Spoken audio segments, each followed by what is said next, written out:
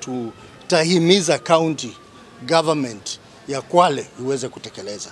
Kwanza ni ile mambo ya kuweza automate services.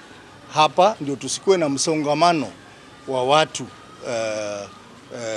pale wakingojea watibiwe, na pia vile vile itaimarisha ile revenue management, ndio revenue ikuwe collected ya kutosha na kuweza kuendeleza hii hospitali. Hapa tumeona kwamba bado changamoto ipo kidogo, hususan ule mfumo wa SHA wa kidijitali, na ndipo ukitembea unaona msongamano wa wagonjwa na wale ambao wanataka huduma za kiafya bado inakuwa shida kidogo.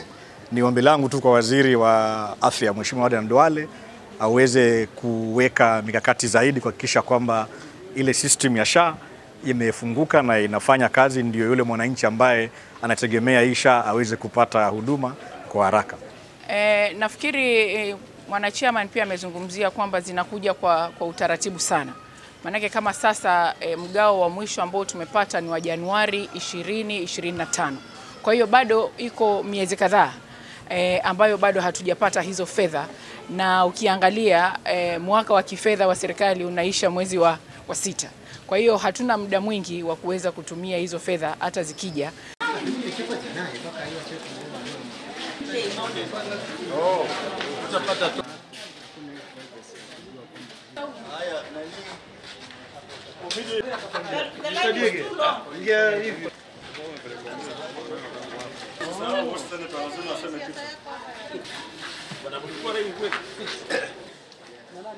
For the first time, wow, what up?